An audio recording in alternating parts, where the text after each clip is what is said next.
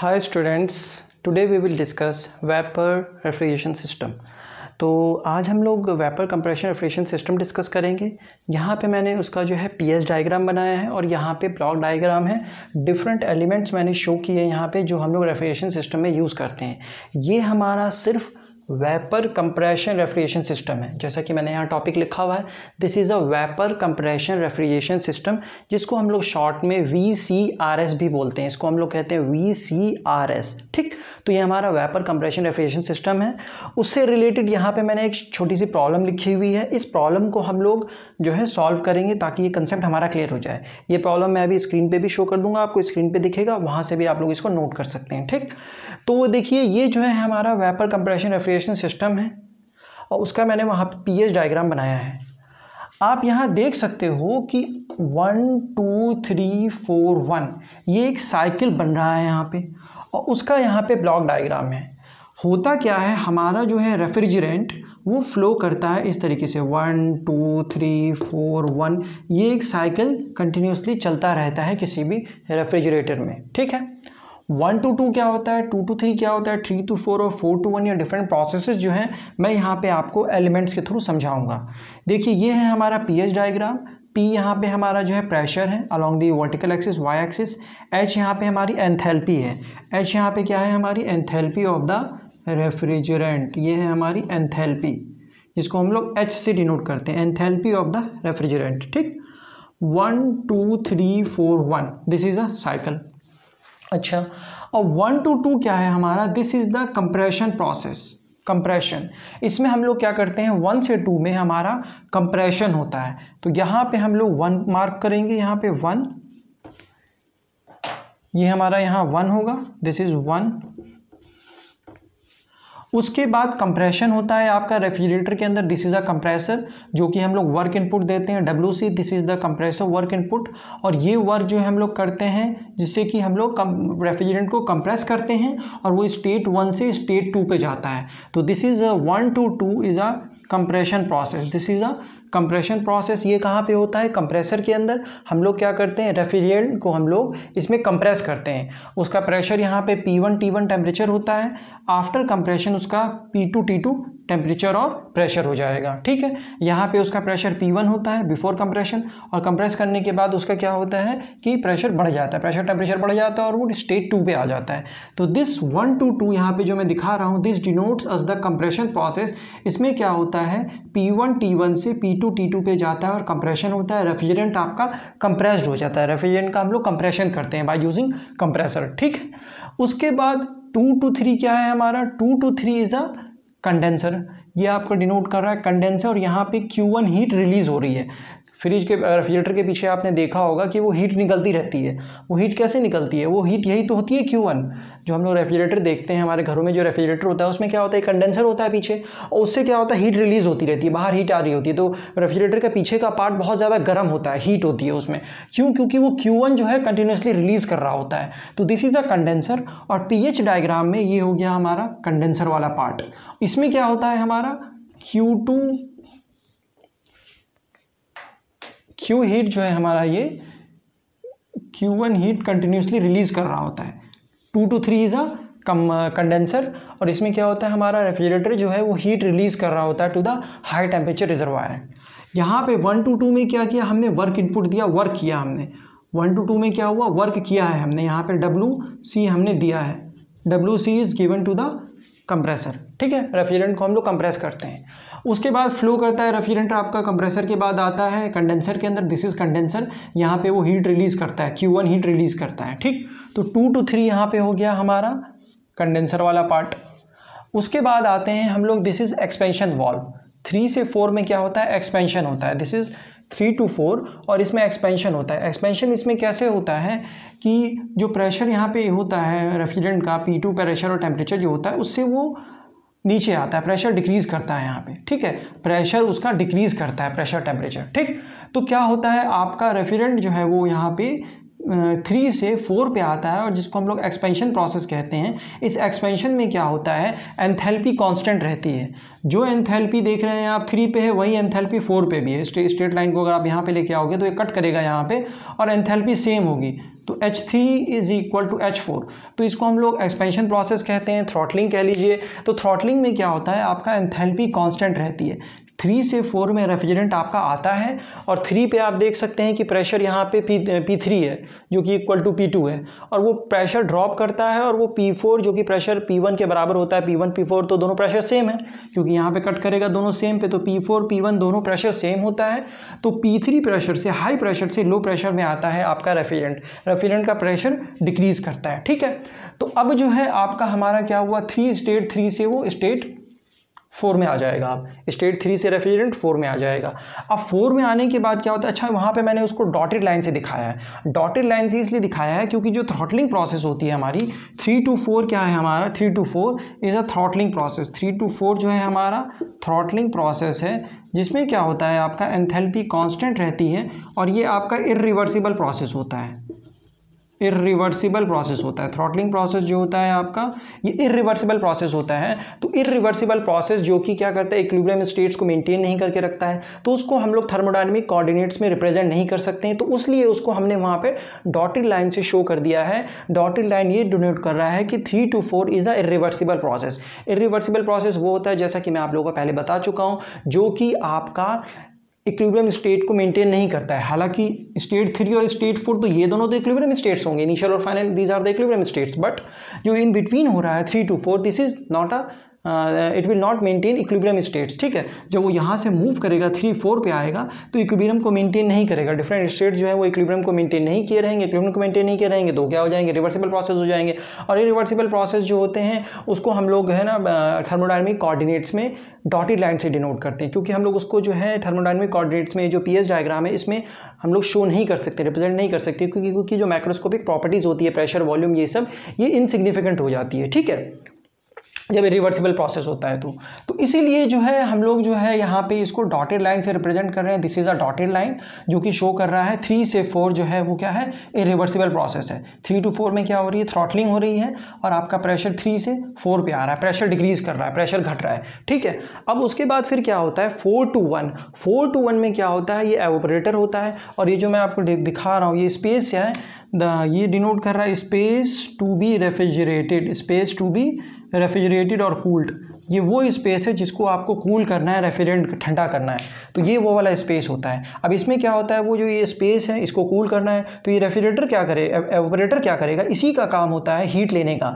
ये हीट किससे लेता है, जो स्पेस जिसको आप कूल कर रहे होते हो वहाँ से हीट लेता है और Q2 हीट इसमें आती है एवोपरेटर में, और रेफ्रिजरेंट जो है आपका वो फिर एवोपरेट करता है। रेफ्रिजरेंट क्या करता है, एवोपरेट करता है। ठीक, तो अब उसके बाद 4 to 1 यहाँ पे ये हमारा ये हो गया एवोपरेटर वाला पार्ट, और ये Q2 हीट इसने कहाँ से लिया, the space to be cooled, जिस स्पेस को हम लोग को कूल करना था वहाँ से इसने Q2 हीट को ले लिया। ठीक है, 4 to 1 जो है आपका एवोपरेटर वाला पार्ट है और ये डिनोट कर रहा है आपका कि जिसने कूलिंग किया है, जिसने जो है ना हीट लिया है, स्पेस जिसको कूल करना था, जो भी चीज़ थी उसको कूल करना था, उससे Q2 हीट इसने ले लिया है। तो अब क्या होगा, रेफ्रिजरेंट जो है, जो रेफ्रिजरेंट हम लोग जो फ्लूइड यूज़ करते हैं रेफ्रिजरेटर में, वो 4 से 1 में आएगा। मतलब अब जो यहाँ पे स्टेट था 4, उसके बाद वो स्टेट 1 पे आ जाएगा। यहाँ पे क्या होगा उसका कि जो है वेपराइजेशन होगा। पहले जो है अभी वो यहाँ पे मिक्स था, यहाँ पे वेपर और वेपर लिक्विड दोनों में था। अब यहाँ पे जो है वो स्टेट 1 पे आ जाएगा तो वेपर स्टेट में हो जाएगा, कंप्लीटली कन्वर्ट हो जाएगा वो वेपर स्टेट में, एवोपरेशन होगा उसका। क्यों होगा वेपरेशन, क्योंकि लेटेंट हीट ऑफ वेपराइजेशन लेगा वो, और लेने के बाद जो उसका सारा का सारा जो लिक्विड है वो चेंज होने लगेगा वेपर्स में। हीट लेने के बाद क्या होगा, वो लिक्विड से जो है वेपर में चेंज होने लगेगा। ठीक है, तो 1 में आ जाएगा। अब फिर यहाँ पे आ गया, फिर हम लोग कंप्रेशन करेंगे, फिर यहाँ पे कंप्रेशन होगा, फिर कंप्रेशन के बाद प्रेशर टेम्परेचर बढ़ जाएगा उसका, फिर कंडेंसर में वो हीट रिलीज करेगा आउटसाइड, और उसका फिर जो है यहाँ पे 2 से 3 कंडेंसर वाला प्रोसेस हो गया। Q1 हीट रिलीज कर दिया उसने। 3 से 4 में एक्सपेंशन होगा, यहाँ पे क्या होगा, प्रेशर उसका ड्रॉप करेगा। ठीक है, जो प्रेशर हमको चाहिए एवोपरेटर के लिए। उसके बाद फिर 4 से 1 जो है आपका ये एवोपरेटर वाला प्रोसेस है। इसमें क्या करता है, जिस स्पेस को आपको कूल करना है वहाँ से ये Q2 हीट को लेता है। ठीक है, तो ये हमारा हो गया वेपर कंप्रेशन रेफ्रिजरेशन सिस्टम, जिसमें हमारे पास 4 यहाँ पे बेसिक कंपोनेंट्स मैंने आपको दिखाए हैं। नंबर 1 हो गया आपका यहाँ पे कंप्रेसर, दूसरा पार्ट होता है हमारे पास कंडेंसर, तीसरा पार्ट होता है हमारे पास एक्सपेंशन वाल्व और चौथा पार्ट होता है हमारे पास एवोपोरेटर। ये 4 चीज़ें होती हैं इसमें बेसिक। उसके बाद ये फिर आपके वाल्व्स होते हैं, फिर ये जो आपका पाइप्स होता है जिसमें फ्लूइड फ्लो करता है, ये पाइप्स को डिनोट कर रहा है, इससे पाइप है, ठीक है। यहाँ पे फिर वाल्व्स होंगे, वो चीज़ डिफरेंट है। बाकी ये बेसिक इंपॉर्टेंट पार्ट है वेपर कंप्रेशन रेफ्रिजरेशन सिस्टम की, जिसको हम लोग VCRS भी बोलते हैं, ठीक। यहाँ पे जो मैं ये डोम दिखा रहा हूँ आपको, इसको हम लोग वेपर डोम कहते हैं। ये क्या होता है आपका, इसको हम लोग कहते हैं वेपर डोम।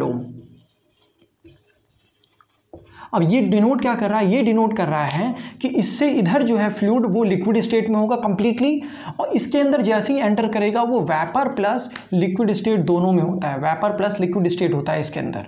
मतलब अभी जो है फेज चेंज हो रहा होगा, लिक्विड से वेपर में जा रहा होगा। यहाँ पे क्या होगा, कंप्लीटली लिक्विड है, यहाँ पे कंप्लीटली लिक्विड है और यहाँ पे कंप्लीटली वेपर हो जाएगा। तो जैसे ही वेपर डोम की वाली सैचुरेटेड लाइन को क्रॉस करेगा तो क्या हो जाएगा, वो कंप्लीटली वेपर में कन्वर्ट हो जाएगा, कंप्लीटली वेपर में कन्वर्ट हो जाएगा। अभी यहाँ वो लिक्विड में है, फिर आप जैसे उसको हीट दोगे तो वो क्या होगा, वेपराइजेशन होगा, उसका वेपराइजेशन होगा तो फिर वो वेपर प्लस लिक्विड फेज में आ जाएगा, फिर वो कंप्लीटली कन्वर्ट हो जाएगा वेपर में। तो इसको हम लोग कहते हैं वेपर डोम, क्योंकि इसके अंदर जो है लिक्विड प्लस वेपर दोनों एग्जिस्ट करता है, ठीक है। अब उसके बाद क्या होता है, हमारा 1 पे आ जाएगा, फिर कंप्रेशन होगा, T2 P2 पे पहुंच गया, फिर यहाँ हीट रिलीज करेगा, फिर यहाँ 3 स्टेट पे आ जाएगा। यहाँ पे फिर हम लोग एक्सपेंशन कराएंगे, थ्रॉटलिंग होगा, एंथैल्पी कांस्टेंट रहती है, ठीक है। थ्रॉटलिंग प्रोसेस क्या होता है, इरिवर्सिबल प्रोसेस होता है, इसलिए इसको मैंने यहाँ पे डॉटेड लाइन से दिखाया है, क्योंकि थर्मोडायनामिक कोऑर्डिनेट्स पे हम लोग जो है इसको नहीं रिप्रेजेंट कर सकते हैं रिवर्सिबल प्रोसेस को, ठीक है। तो इरिवर्सिबल प्रोसेस को हम लोग डॉटेड लाइन से ही शो करते हैं, PV डायग्राम हो या कोई PS डायग्राम हो, ठीक। उसके बाद यहाँ पे मैंने डिफरेंट आपको कंपोनेंट्स दिखा दिए। यहाँ पे एक सिंपल क्वेश्चन हम लोग डिस्कस कर लेते हैं, जिससे कि क्या होगा, हमारा ये कंसेप्ट और क्लियर हो जाएगा। अब देखिए क्या कह रहा है कि हमारे पास एक कंडेंसर है, a condenser of refrigeration system rejects heat at a rate of 120 kilowatt.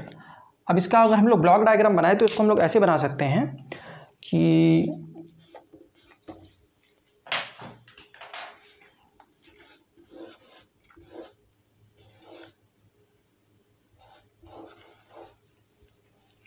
अब यहाँ पे हम लोग क्या कर रहे हैं, वर्क कर रहे हैं। WC जो है कंप्रेसर वर्क है, वर्क हमने किया, और ये है आपका कंडेंसर, ये है आपका कंडेंसर, ठीक। अब कंडेंसर ने क्या किया, Q1 हीट लिया, जैसा कि यहाँ आप देख रहे हो Q1 हीट लेता है, Q1 हीट लेता है, 2 to 3 कंडेंसर है ये। और ये है आपका यहाँ पे होता है एवोपरेटर, कह लीजिए इसको, आप इसको मान लीजिए कि ये आपका एवोपरेटर जिस स्पेस को आपको कूल करना है, ठीक। तो अब क्या होगा, ये Q2 हीट लेगा एवोपरेटर से, जैसा कि मैंने यहाँ दिखाया Q2, ये Q2 हीट लेगा आपका। इस पर हम लोग कुछ वर्क करेंगे इस इंजन पे, ये आपका जो है रिवर्स्ड कार्नोट साइकिल पे बेस्ड है ये, ठीक है। इस पे हम लोग कुछ वर्क करेंगे, वर्क करने की वजह से क्या होगा, ये लो टेम्परेचर रिजर्वायर से हीट लेगा और कंडेंसर बाहर हाई टेम्परेचर रिजर्वायर में हीट को रिलीज करेगा। क्वेश्चन में क्या दे रखा है कि a condenser of refrigeration system rejects heat of इतना, मतलब Q1 आपको दिया हुआ है, Q1 आपको कितना दे रखा है, 120 किलोवाट। Q1 आपको दिया हुआ है 120 किलोवाट, मतलब Q1 जो इधर आ रहा है आपका कंडेंसर में, दिस इज Q1, यहाँ पे जो कंडेंसर से हीट बाहर जा रही है। तो कंडेंसर क्या करता है, पीछे जो रेफ्रिजरेशन के सिस्टम के पीछे से जो हीट निकल रही होती है वो निकल रही है 120 किलोवाट, ठीक। अब उसके बाद कह रहा है कि while the compressor of the system consumes a power of 30 kilowatt. और ये यहाँ जो कंप्रेसर है हमारे पास, ये कंप्रेसर जो है यहाँ पे जो कंप्रेशन प्रोसेस है, ये कितना कंज्यूम कर रहा है, 30 किलोवाट। ये कितना कंज्यूम कर रहा है हमारा, ये कंज्यूम कर रहा है 30 किलोवाट। तो WC जो है कंप्रेशन वर्क जो है वो आपका कितना दिया हुआ है, 30 किलोवाट दिया हुआ है। अब आपको बताना है कि COP क्या होगी इस सिस्टम की, इस सिस्टम की COP क्या होगी। तो मैं आपको पहले भी बता चुका हूँ, COP क्या होता है, COP is equal to the desired effect, desired effect जो आपको प्रोड्यूस करना है, desired effect upon the work input, upon work input या वर्क आपने जो इनटेक लिया है, ठीक। अब आपको डिजायर्ड इफेक्ट क्या है यहाँ पे, डिजायर्ड इफेक्ट तो आपका ये ऑपरेटर से कितनी हीट हम लोग ले रहे हैं, कितना ऑपरेटर कूलिंग कर रहा है। तो डिजायर्ड इफेक्ट अब हम लोग जब एनर्जी बैलेंस करेंगे तो हम लोग इसको ऐसे लिख सकते हैं कि Q1 will be equal to WC plus Q2, जो हमारा ये डिजायर्ड इफेक्ट यही तो कूलिंग कर रहा है। Q1 आपको दिया हुआ है 120, WC आपको दिया हुआ है 30, तो Q2 यहाँ से कितना निकल जाएगा हमारा, Q2 यहाँ से निकल जाएगा 90 किलोवाट। Q2 कितना निकल जाएगा हमारा, 90 किलोवाट। मतलब ये था हमारा 120 जो कंडेंसर में जा रही थी। वर्क हमने किया है 30 का, तो इसका मतलब जब टोटल हम लोग हीट को एनर्जी को बैलेंस करेंगे Q1 क्या होगा, Q1 will be equal to WC, जो W आ रहा है और Q2 आ रहा है, इन दोनों का समेशन ही तो होगा Q1, तो W plus Q2 will be equal to Q1। तो W हमारा Q2 कितना आ जाएगा हमारा 90 किलोवाट आ जाएगा, क्योंकि 120 में से 30 को माइनस करेंगे तो Q2 हमारा 90 किलोवाट हो जाएगा। मतलब जो हमारा एवोपरेटर जो कूलिंग इफेक्ट को प्रोड्यूस कर रहा है वो कितना कर रहा है 90 किलोवाट को, तो 90 किलोवाट हमारा आ गया। This is the cooling effect produced by the evaporator. ठीक है, इतना हीट वो ले रहा है सराउंडिंग से, जिस चीज़ को वो कूल कर रहा है वहाँ से 90 किलोवाट की रेट से वो हीट को ले रहा है। तो COP कितना हो जाएगा हमारा, COP हो जाएगा डिजायर्ड इफेक्ट आपका कितना है 90 किलोवाट, और वर्क इनपुट कितना किया हमने, वर्क किया है 30 किलोवाट जो कि दिया हुआ है। कंप्रेसर जो है हमारा ये कितना कंज्यूम कर रहा है 30 किलोवाट, तो यहाँ पे हम लोग 30 रखेंगे, तो इसको डिवाइड कर देंगे तो 3 आ जाएगा, COP विल बी 3। तो हमारा COP कितना आ गया फॉर दिस प्रॉब्लम, हमारा COP आ जाएगा 3। COP कितना आ जाएगा हमारा 3। अरे ये भी नहीं चल रहा है, ठीक 3 आ गया हमारा COP। तो बस कुछ नहीं किया इसमें, हमने सिंपल जो है यहाँ पे इसको हमने ब्लॉक डायग्राम बना लिया। बाकी इसका जो है हम लोग यहाँ pH डायग्राम भी हमने समझ लिया कि pH डायग्राम कैसा होगा, और ये यहाँ पे एलिमेंट्स है, डिफरेंट एलिमेंट्स जो हैं आपके रेफ्रिजरेशन सिस्टम में जो होते हैं। तो ये हमारा था वेपर कंप्रेशन रेफ्रिजरेशन सिस्टम, जिसका हमने एक यहाँ पे रेफ्रिजरेशन का एक क्वेश्चन सॉल्व किया। इसमें हमको दिया हुआ था कि कंडेंसर में हीट जो आ रही है, बाहर जो हीट निकल रही है, रिजेक्ट कर रही है सराउंडिंग में, वो दे रखा था 120 किलोवाट। ठीक, उसके बाद पावर जितना आपको देना पड़ रहा है कंप्रेसर में, मतलब पावर जो होता है रेफ्रिजरेटर में हम लोग कैसे देते हैं भाई, इलेक्ट्रिकल पावर देते हैं हम लोग, इलेक्ट्रिकल एनर्जी देते हैं, वो मोटर से कनेक्टेड होता है, फिर वो मोटर जो है कंप्रेसर को रन करता है, कंप्रेसर को गवर्न करता है। तो वहाँ पे हम लोग इलेक्ट्रिकल वर्क के फॉर्म में जो है इनपुट देते हैं, तो वो हम लोग कितना दे रहे हैं 30 किलोवाट दे रहे हैं। कंप्रेसर को कितना वर्क दे रहे हैं हम लोग 30 किलोवाट। अब हम लोग ब्लॉक डायग्राम से समझे हैं, अगर एनर्जी बैलेंस करेंगे तो Q1 हमको मालूम है 120 है, तो Q1 कितना होगा, Q1 बराबर होगा आपका WC प्लस Q2। Q1 आपका कितना होगा WC प्लस Q2। ठीक है, आपका जो है ये दिया हुआ है 30, ये दिया हुआ है 20, तो 120 में से 30 को माइनस करोगे तो Q2 आ जाएगा। Q2 आपका क्या है, Q2 हमारा है डिजायर्ड इफेक्ट। Q2 हमारा क्या है, डिजायर्ड इफेक्ट, यही हमारा रेफ्रिजरेटिंग इफेक्ट है, इसी को कूलिंग कह लीजिए, यही कूलिंग इफेक्ट है, डिजायर्ड इफेक्ट है या आपका आउटपुट है। ठीक है, divided by the work input, जितना आपने वर्क किया है, तो वर्क आपने कितना किया है 30 किलोवाट का, और डिजायर्ड इफेक्ट आप कितना दे रहे हो, कितना कूलिंग कर रहे हो, हम 90 किलोवाट कूलिंग कर रहे हैं, तो COP 3 आ जाएगी। ठीक है, तो ये हो गया हमारा वेपर कंप्रेशन रेफ्रिजरेशन सिस्टम। ठीक, और इसके बाद एक होता है वेपर एब्जॉर्प्शन रेफ्रिजरेशन सिस्टम, वो भी हम लोग डिस्कस कर लेंगे किसी लेक्चर में। ठीक है, तो इसमें अगर कोई डाउट हो आप लोगों को तो आप मुझसे पूछ सकते हैं। ठीक है, थैंक यू।